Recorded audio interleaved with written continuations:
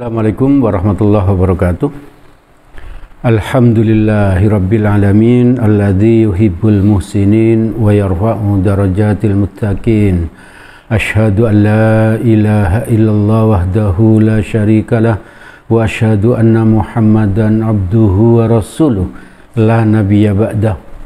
Allahumma shalli ala Muhammad wa ala alihi wa sahbihi wa man tabi'ahum bi ihsanin ila yaumiddin.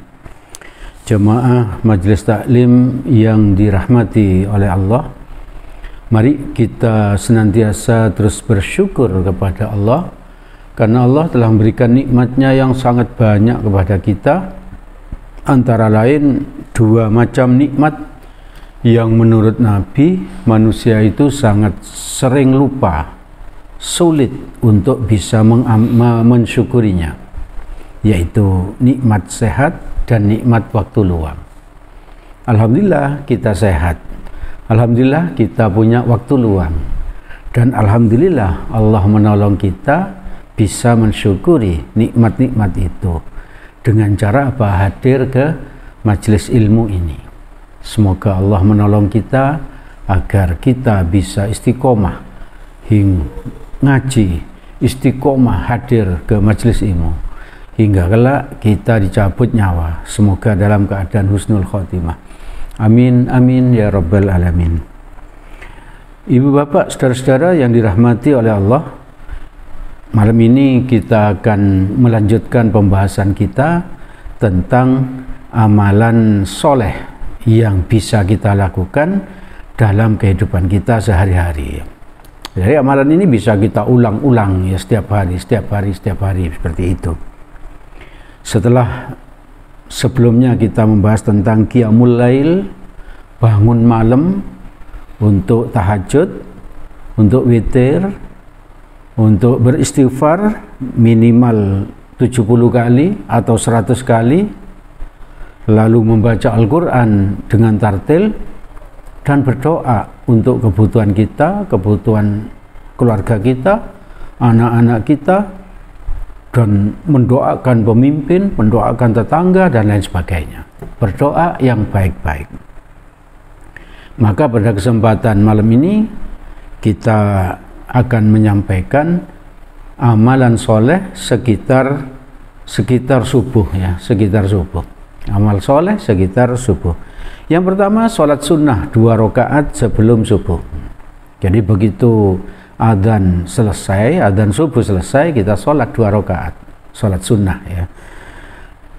Pahalanya apa ini? Hadis riwayat Muslim dari Aisyah radhiyallahu an, Nabi sallallahu alaihi wasallam bersabda, "Rakaatul fajri khairum minad dunya wa ma fiha." 2 rakaat sholat sunnah sebelum subuh lebih aku cintai dibandingkan dunia dan seisinya. Itu artinya apa? Pahala orang sholat 2 rakaat sebelum sunnah, 2 rakaat sebelum subuh itu seperti apa? Melebihi dunia ini dan isinya ya. Dunia melebihi. Berarti kalau kita melakukan itu, sholat sunnah 2 rakaat sebelum subuh itu, berarti kita itu sebenarnya, hakikatnya itu kita menjadi orang yang paling kaya ya. Yang paling kaya. Orang yang paling kaya di dunia ini nggak punya harta sebanyak apa? Dunia seisinya. Tapi kalau kita sholat 2 rakaat, sholat sunnah 2 rakaat sebelum subuh, kita akan mendapatkan itu. Pahalanya lebih baik dibandingkan dunia ini dan semua isinya. Maka ibu bapak, saudara-saudara yang dirahmati oleh Allah, mari kita membiasakan diri untuk istiqomah, selalu sholat sunnah 2 rakaat sebelum subuh. Dilakukan di mana? Apakah di rumah atau di masjid? Kalau di rumah itu lebih afdol ya. Karena apa? Karena Nabi selalu melakukan sholat sunnah itu di rumah ya. Jadi sholat sunnah itu yang afdol, yang utama itu kalau dilakukan di rumah.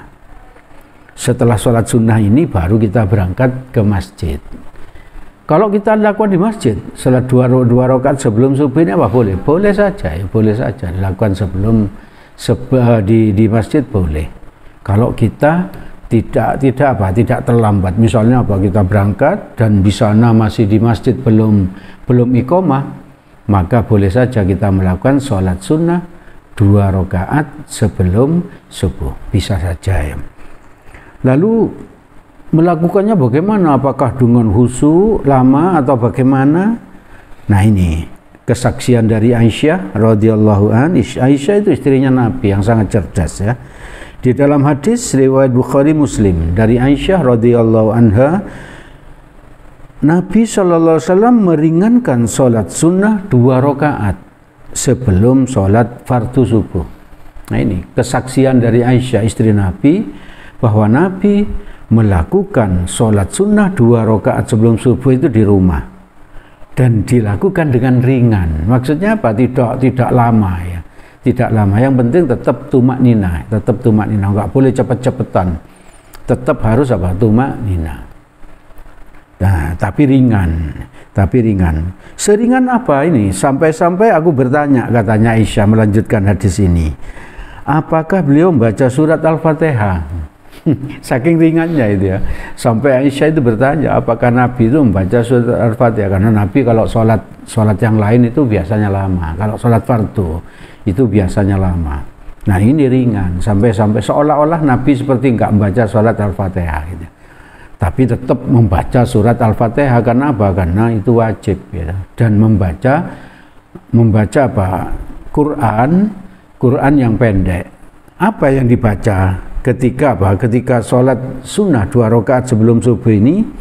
Kalau yang dibaca Nabi di dalam hadis riwayat Muslim dari Abu Hurairah radhiyallahu an, Rasulullah sallallahu alaihi wasallam membaca dalam 2 rakaat sholat sunnah subuh sebelum subuh, membaca surat Al-Kafirun. Surat Al-Kafirun tahu ya? Qul ya ayyuhal kafirun dan seterusnya itu. Itu di rakaat pertama. Lalu di rakaat kedua membaca surat Al-Ikhlas. Qul huwallahu ahad, Allahus samad dan seterusnya ya. Itu di rakaat kedua. Jadi ringan sekali ya. Jadi di rakaat pertama baca apa? Quran surat Al-Fatihah, lalu dilanjut surat Al-Kafirun, lalu yang lain-lain dilakukan dengan tumak nina, tidak terlalu lama tapi lalu di rakaat kedua membaca Al-Fatihah, lalu surat Al-Ikhlas. Itu ringannya menurut Aisyah yang dilakukan Nabi. Jadi ibu bapak, saudara-saudara yang dirahmati oleh Allah, mari kita berusaha agar tidak pernah meninggalkan, selalu melakukan, selalu mengamalkan sholat sunnah 2 rakaat sebelum subuh. Yang dibaca di Quran yang di rakaat pertama Quran surat Al-Kafirun, yang kedua Al-Fatihah dan Quran surat Al-Ikhlas. Jadi diusahakan itu kita lakukan secara istiqomah. Kenapa begitu? Karena pahalanya seperti apa? Seperti dunia dan seisinya. Ibu bapak, saudara-saudara yang dirahmati oleh Allah, amalan sekitar subuh yang kedua yang bisa kita amalkan, amalan sehari-hari. Berarti ini amalan yang selalu diulang setiap hari. Ke masjid bagi yang laki-laki. Berarti ke masjidnya itu tidak hanya sholat subuh, bisa duhur, asar, maghrib, isya dan subuh ya. Terutama isya dan subuh. Ini bagi yang laki-laki ya, Mengapa kita harus sholat berjamaah ke masjid? Nabi ketika sakit parah itu Nabi sampai pingsan ya. Ketika Nabi siuman dari pingsannya, Nabi bertanya, apakah orang-orang, maksudnya umatnya itu sudah sholat fardu? Dijawab belum. Maka Nabi berusaha agar bisa berangkat ke masjid untuk ngimami sholat fardu. Lalu Nabi pingsan lagi. Setelah siuman Nabi bertanya seperti itu lagi dan mau berangkat ke masjid, lalu pingsan lagi sampai 3 kali seperti itu. Setelah 3 kali dan Nabi tidak bisa ke masjid, barulah Nabi menyuruh Abu Bakar untuk menjadi imam sholat fardu. Sebanyak 17 kali Abu Bakar menjadi imam sholat fardu ketika Nabi masih hidup. Setelah Nabi wafat, yang menjadi imam sholat di Masjid Nabawi itu selalu Abu Bakar, Lalu ibu bapak, saudara-saudara yang dirahmati oleh Allah, di suatu subuh masih kondisi sakit seperti ini, Nabi merasa itu apa? Nabi merasa kondisi tubuhnya itu agak enak gitu ya, agak enak, demamnya agak reda. Lalu Nabi minta tolong dipapah oleh kedua ini saudara sepupunya, yaitu Ali bin Abi Thalib di kanan dan Fadail bin Abbas di kiri ya. Itu berarti dua orang ini saudara sepupunya Nabi. Mereka berdua memapah Nabi ke masjid gitu, ke masjid. Itu artinya apa? Dari dua kejadian ini, Nabi sampai pingsan, masih ingin ke masjid. Lalu Nabi sampai dipapah, masih ingin ke masjid. Itu menunjukkan apa? Nabi seolah-olah ingin menunjukkan kepada kita bahwa kita harus menjaga sholat. Harus menjaga sholat. Dan Nabi berpesan, lewat pesannya itu kepada kita, bahwa bagi yang laki-laki itu sholatlah ke masjid. Itu ditandai dengan apa? Nabi masih sakit, pingsan, ingin ke masjid. Pingsan, ingin ke masjid. Lalu Nabi sampai dipapah oleh Ali di kanan dan oleh Fadail di kiri, itu ingin ke masjid. Dan memang berangkat ke masjid saat itu. Itu menunjukkan apa? Bagi laki-laki, sampai-sampai apa? Ulama itu mewajibkan bagi laki-laki untuk ke masjid. Karena apa? Karena hadis ini. Juga ada hadis yang lain yang sangat kuat yang menyebabkan apa? Laki-laki itu diwajibkan ke masjid. Diwajibkan ke masjid. Paling tidak kalau tidak ada udzur syar'i, udzur yang diperbolehkan oleh syariah. Itu baru laki-laki boleh tidak ke masjid. Misalnya apa? Sakit yang tidak bisa berjalan dan seterusnya. Ibu bapak, saudara-saudara yang dirahmati oleh Allah, bagaimana dengan wanita? Apakah wanita juga harus ke masjid? Nah, ini ada hadis riwayat Ahmad dari Ummu Salamah. Ummu Salamah ini istri Nabi juga yang lain. Nabi SAW bersabda, khairu masajidin nisa'i qa'rubu yutihinna. Artinya sebaik-baik masjid bagi kaum perempuan adalah rumah mereka. Jadi masjid yang terbaik itu bagi wanita menurut Nabi adalah di rumah ya. Itu artinya apa? Wanita itu lebih baik sholat di rumah, walaupun tidak berjamaah sendirian, di sholat di rumah. Kenapa? Karena suaminya dan anak laki-lakinya pergi ke masjid untuk apa? Untuk memenuhi apa yang disuruh Nabi. Jadi suami dan anak laki-lakinya pergi ke masjid untuk sholat berjamaah, dan para wanita dan anak perempuan itu di rumah. Sebaik-baik masjid bagi kaum perempuan adalah di rumah mereka, ya, di rumah mereka.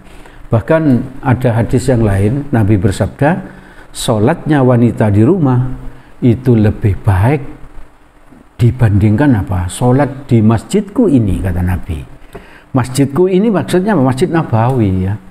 Jadi kalau wanita, para istri, para anak wanita itu kalau sholat di rumah itu lebih baik, lebih banyak pahalanya dibandingkan sholat di Masjid Nabawi. Padahal sholat di Masjid Nabawi itu pahalanya bagaimana? Ini di Quran hadis riwayat Bukhari nomor 1190 dan Muslim nomor 1394 dari Abu Hurairah radhiyallahu anhu, Nabi bersabda, "Sholatu fi masjidi." Sholat di masjidku Nabawi hada khairum min alfi sholati fima siwahu, lebih baik dari 1000 sholat di masjid lainnya, illal masjidil haram, selain di masjidil haram.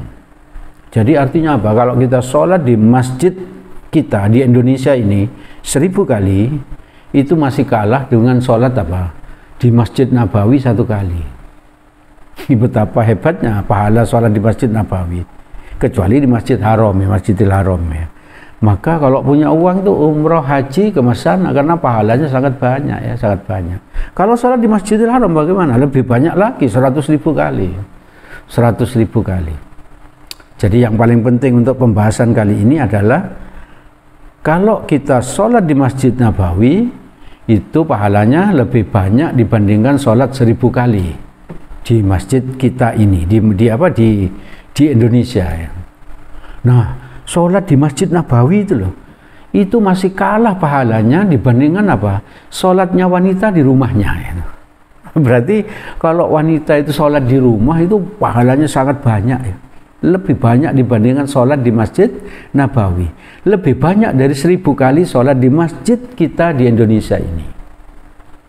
Jadi ibu bapak yang ibu-ibu tidak perlu memaksa diri untuk ke masjid ya. Tapi kalau ingin ke masjid bagaimana? Apakah suami boleh melarang? Nabi memberitahu kita lewat hadis riwayat Bukhari Muslim dan Ahmad dari Ibnu Umar radhiyallahu an, Nabi bersabda, saya baca artinya. Apabila para wanita kalian meminta izin pergi ke masjid, berilah mereka izin. Jadi kalau wanita itu ingin ke masjid, ya suaminya harus memperbolehkannya. Nah, ini hadisnya seperti ini. Kalau kita ngaji itu memang enak ya, tahu aturannya ya, tahu aturannya. Di suami enggak mentang-mentang, oh, jangan ke masjid. Pahalanya lebih bagus 1.000 kali dibandingkan apa kalau ke masjid. Ya, sholat di rumah itu 1.000 kali lebih dibandingkan kalau sholat ke masjid. Tidak mentang-mentang seperti itu. Bukan melarang, tapi memberi pengertian. Tapi kalau wanita itu tetap ingin ke masjid, kita tidak boleh melarangnya. Ibu bapak, saudara-saudara yang dirahmati oleh Allah, itu yang bisa saya sampaikan kepada bapak ibu saudara-saudara pada kesempatan ini tentang amalan sehari-hari lanjutan.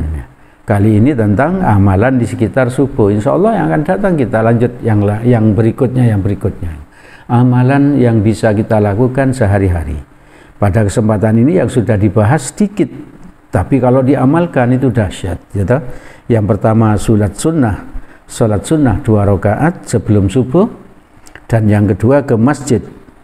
Sangat dianjurkan.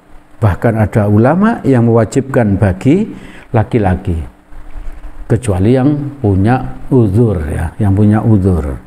Lalu bagi wanita lebih utama kalau sholat di rumah. Kalau sholat di rumah. Itu yang bisa kami sampaikan. Segala yang baik dan benar itu semata-mata berasal dari Allah Subhanahu wa ta'ala. Semoga ada manfaatnya bagi kita dan semoga Allah menolong kita agar kita bisa mengamalkannya. Apabila ada salahnya, saya mohon maaf yang sebesar-besarnya. Mari kita tutup majelis ini dengan doa kafaratul majelis. Subhanakallahumma wa bihamdik asyhadu an la ilaha illa anta astaghfiruka wa atubu ilaik. Billahi taufik wal hidayah. Assalamualaikum warahmatullahi wabarakatuh.